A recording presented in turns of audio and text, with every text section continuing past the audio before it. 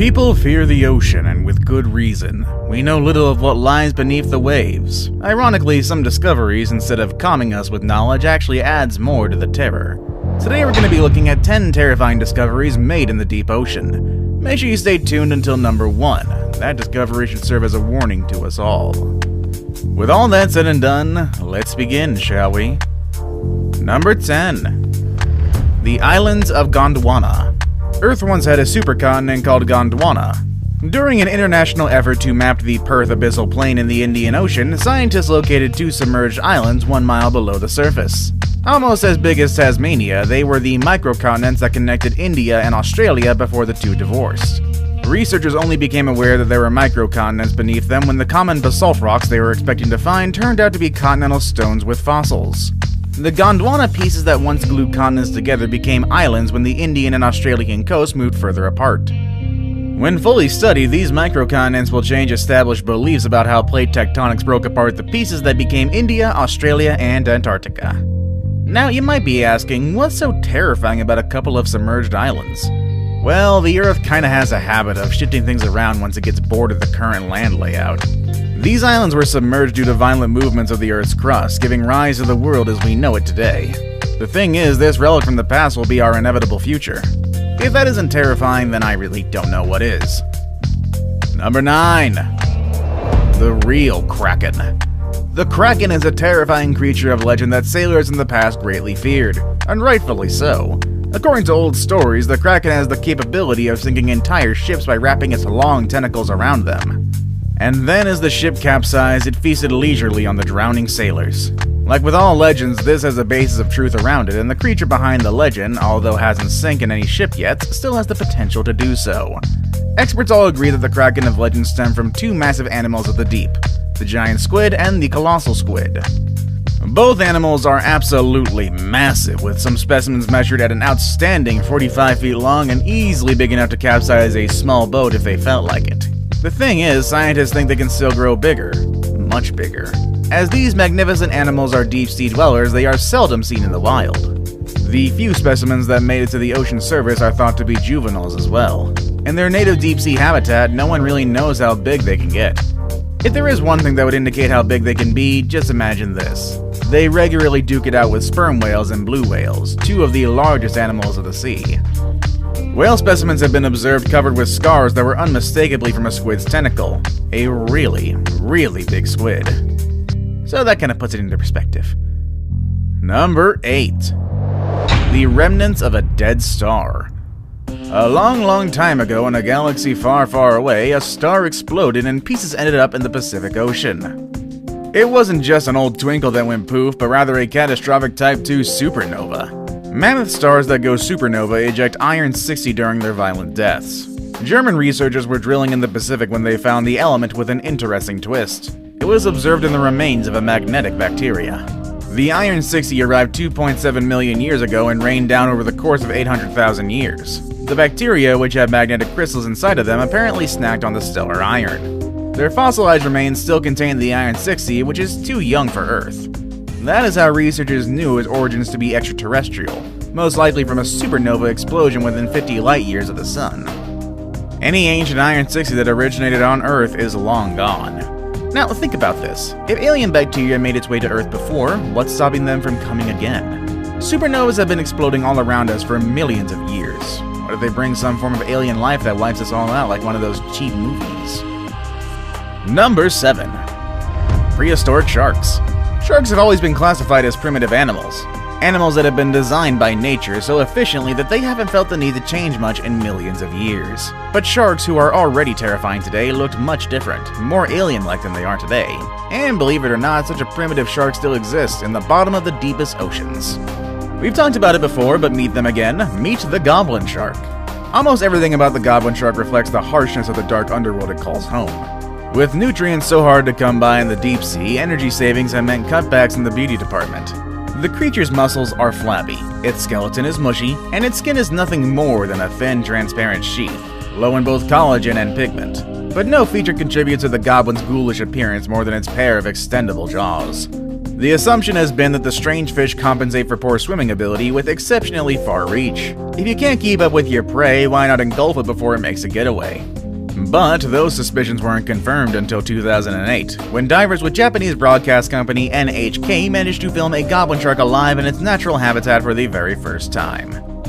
Number 6. The Deep Sea Stonehenge. A strange stone formation with more than a passing resemblance to Great Britain's Stonehenge lies at the bottom of Lake Michigan. The monolith's origins are unknown, but they are thought to be thousands of years old. The site was uncovered by Mark Hawley, a professor of underwater archaeology at Northwestern Michigan University College, and his colleague Brian Abbott in 2007. This is while they crossed the lake in a ship loaded up with sonar equipment, but the discovery has thrown up more questions than answers over the years. The plot thickened when a carving of a mastodon, a distant relative of the elephants that's been extinct for over 10,000 years, was discovered on one of the pillars, suggesting its origins could stretch all the way back to the last ice age. A similar monolith has also been discovered in Europe, this time in saltwater off the coast of Sicily, although experts believe these stones once served as a primitive form of lighthouse technology, illuminating the way for seafarers in a bygone age. Number 5. The Frilled Shark. The frilled shark is a strange, prehistoric-looking shark that lives in the open ocean and spends much of its time in deep, dark waters far below the sea surface. Its long, cylindrical body reaches lengths of nearly 7 feet, and its fins are placed far back on the body. It gets its name from the frilly appearance of its gill slits. Frilled sharks are only very rarely encountered in the wild, so little is known about their ecology. The limited information that scientists do have is based on dissection of individuals captured in deep-sea net fisheries, as well as the observation of the occasional live individual in captivity. Although we know little about this shark, there is one thing that we all can agree on, that this shark is one of the most, if not the most terrifying creatures that we've seen, at least on this list. Number 4. The Locomotive Graveyard. When Paul Helper, the captain of the charter boat Venture 3, was mapping out the ocean floor off the coast of New Jersey in 1985, he made a bizarre discovery.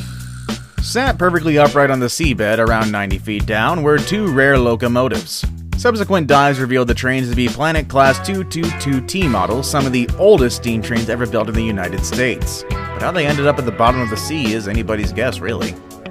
More than 20 dives and countless hours of research have been invested in the so-called New Jersey deep-sea train graveyard, yet their full origin remains a mystery.